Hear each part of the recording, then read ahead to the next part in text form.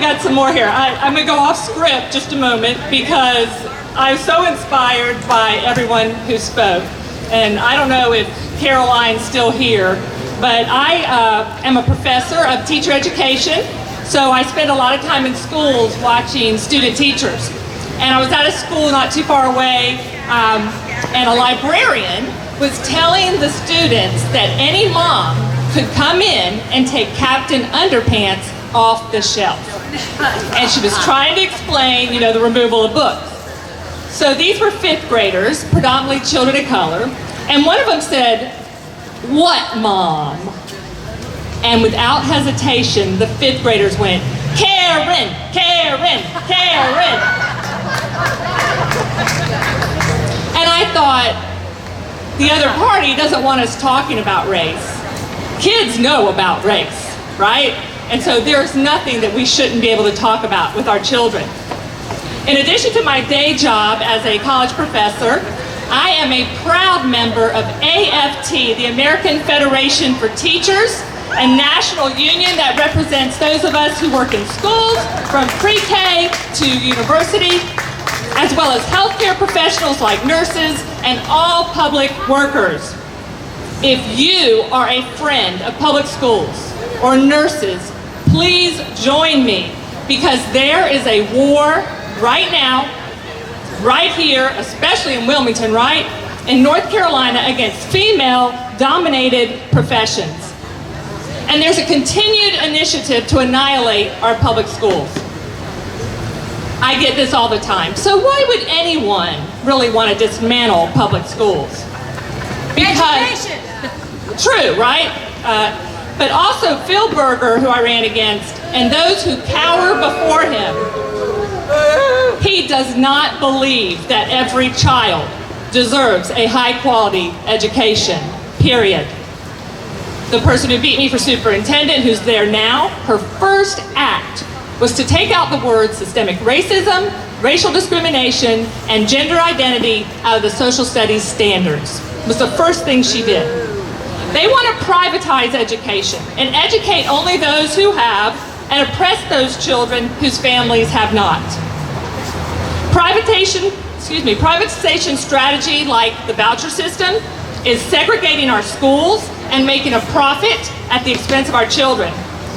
And this is not new. Denying an education to some has been happening in North Carolina since 1663, from our inception as a colony. In fact, the very first voucher was offered to oppose the ruling of Brown versus Board of Education. It allowed the first white academy. It is a way to snub the decision of the Supreme Court. Sounds familiar, right? I'm afraid, unfortunately, that right now they're having success in privatizing. How does Berger and his minions get the good people of North Carolina to abandon public schools? How is he able to damage public schools so much that people are making other choices? I'll tell you. Underfunding. One, right? They are attacking the heartbeat of the schools, the people that work in them. It is not a coincidence that 80% of educators are women. And then you have teacher assistants, cafeteria workers, office staff, and other support professionals. You see, when the men in power make those folks suffer economically, when they eliminate their due process, when they overwork them and ignore their mental health, when they undermine their jobs by limiting resources, when they silence them with laws that are threatening, when they bully them, like our lieutenant governor, in public and online, when they punish them for speaking out for justice, when they create hostile work environments, and when they intimidate them to keep them from organizing, they will give up, they will quit, and they are. At the same time, fewer college students are in the pipeline. At my university, in our elementary ed program last fall, we had 92 students. This year we have 42.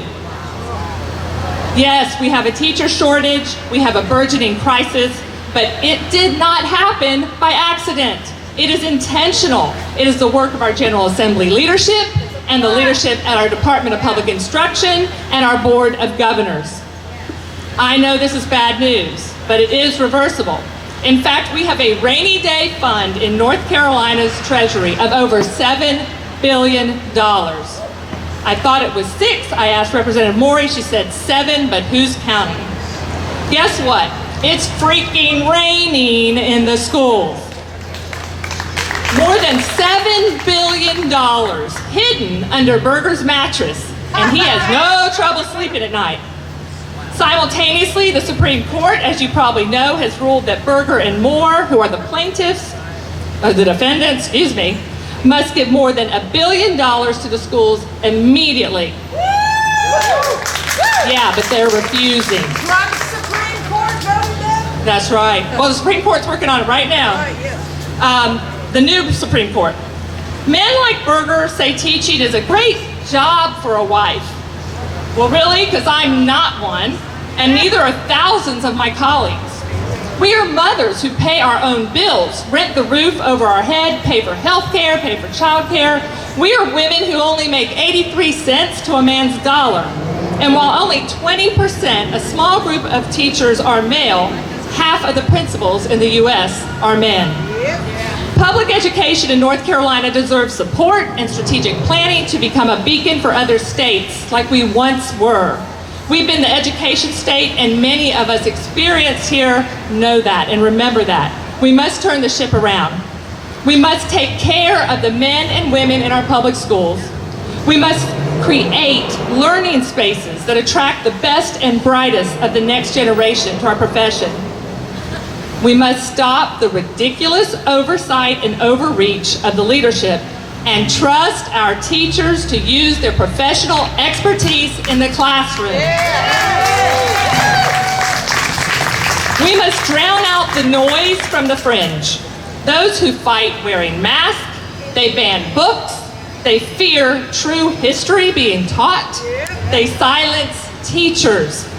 They demoralize children and families of those who don't share their ideology, and they actively work to destroy public education for all. We must also support those moms, aunts, grandmothers, guardians, and caretakers who are creating community schools. And we need to create community schools. These are institutions where families and their neighborhoods make the school the heart of the community. They provide wraparound services for everyone, including nurses. Yes, we need a nurse in every school. I heard someone here asked about putting officers in schools. And I'm not even going to talk about that until we start putting nurses, counselors, social workers, psychologists. And now we even need teachers. And we need teachers of diverse backgrounds. If we let them dismantle our public schools, we're letting them destroy our democratic ideals. If we let them dismantle our public schools, we are letting them destroy the very bedrock of democracy. That's right. Yes. So what can you do? We've all been talking about voting. I thoroughly support Judy Justice, Veronica McLaurin Brown, and Dorian Cromartie for school board. Dorian's over there to the right. Judy's over there. Is Veronica here? Yay! There she is. I came from Raleigh, and I come to support those three. Do you know, with Stephanie Walker and those three, the Democrats will have the majority on the school board.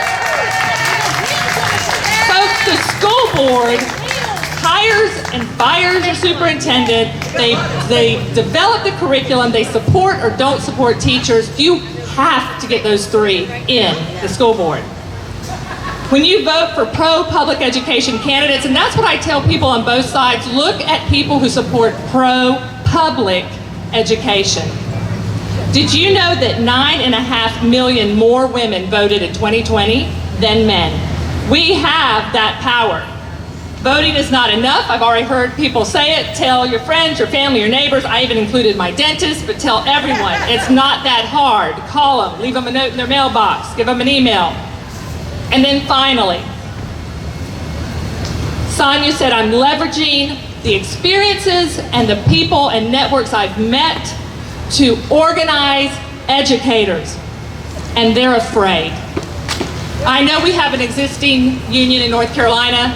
I'm helping build AFT in North Carolina because people have to join something. And teachers are afraid. So if you would join for them, we'll have associate memberships for less than it costs for a, Shoemaker, help me with this, a single cup of designer coffee each month. It's under $7. We've got associate memberships. There's 2 teachers back there, Elizabeth Budd and Allison Bellamy. Where's Allison? She leave? Oh, there she is. She's filming me. Hey, Allison. Those 2 teachers have been working tirelessly to get their colleagues to join the union. This is not an association. We are a union.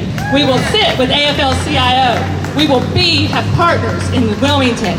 So if you would honor a teacher or a student, a child, and join for us and for them, we would really appreciate it. When we get enough members, we want our local chapter here in Wilmington, North Carolina. We can make it happen because we are a grassroots effort. I hope you'll do this with me at the table. We have freebies like this beautiful lanyard you can have. In Wilmington, I love you, I love all the speakers, and we're gonna rock it in November. I have no doubt. Thank you.